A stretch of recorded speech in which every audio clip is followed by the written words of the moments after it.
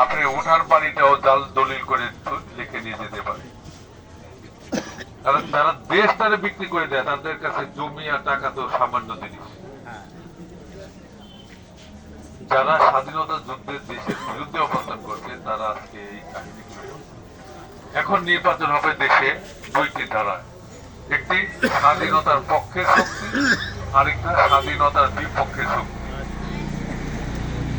আমরা তো স্বাধীনতার পক্ষের শক্তি সবাই, তাই না? এখানে হয়তো আওয়ামী লীগেরও কেউ থাকতে পারে, জাতীয় পার্টিরও থাকতে পারে, যে কোনো সংগঠনে থাকতে পারে, কিন্তু সবাই তো স্বাধীনতার পক্ষে শক্তি। শুধু একটি মাথা দল ছাড়া সবাই স্বাধীনতার পক্ষে শক্তি।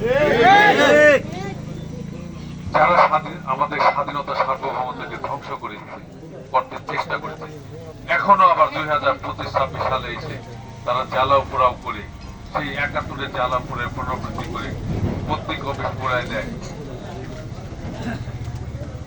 ইনকলাব মঞ্চের আহ্বায়ক হাদিকে খুন করে সরকারি প্রতিষ্ঠানে আগুন দেয়। সেই 71-এর আগুন এখনো আমাদের মাঝে জ্বলছে। তারা নির্বাচনটাকে বানচাল করতে চায়, তারা এই দেশটাকে বিদেশের কাছে লিজ দিতে চায়। বিদেশে ষড়যন্ত্রের মধ্যে পড়ে বিদেশিরা যারা এই দেশে যেন অবস্থান করতে পারে, এদেশে একটা ঘাঁটি গাঁথতে পারে, তারা সেই বন্দোবস্ত করতে চায়।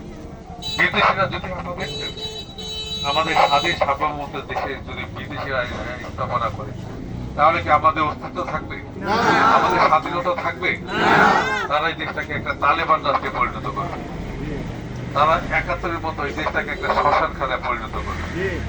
তাই আমরা শহীদ রাষ্ট্রপতি জিয়া রহমানের আদর্শের একজন কর্মী হিসাবে, দেশনেত্রী বেগম খালেদা জিয়া এবং বিএনপি চেয়ারম্যান জনাব তারেক রহমানের আদর্শের একটা সৈনিক হিসাবে আমাদের দায়িত্ব আছে না? এই দেশের স্বাধীনতা সার্বভৌমত্ব টিকিয়ে রাখা দায়িত্ব আপনাদের, আমাদের সকলে। আমরা যে কোনো মূল্যে সেই স্বাধীনতা সার্বভৌমত্ব টিকিয়ে রাখবো।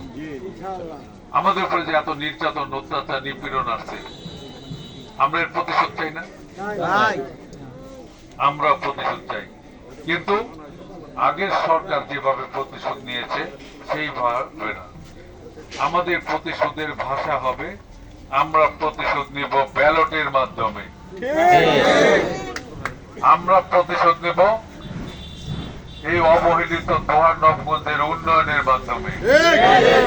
এই যে রাস্তা দিয়ে গেলাম, এখনো ইটের ছোঁয়ায় পড়েনি, আরো এরকম শত শত রাস্তা আছে।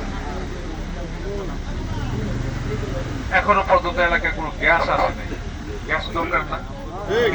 গ্যাস যদি আসতো, এখানে মিল কারখানা গড়ে উঠতো, আমাদের সন্তানেরা জমা জমি বিক্রি করে, বাড়ি বিক্রি করে, সুদি করে বিদেশে যাচ্ছে চাকরি করার জন্য। গ্যাস যদি আসতো, এখানে মিল কারখানা গড়ে উঠতো, তাদের কাউরে আর বিদেশে যাওয়ার প্রয়োজন হতো না।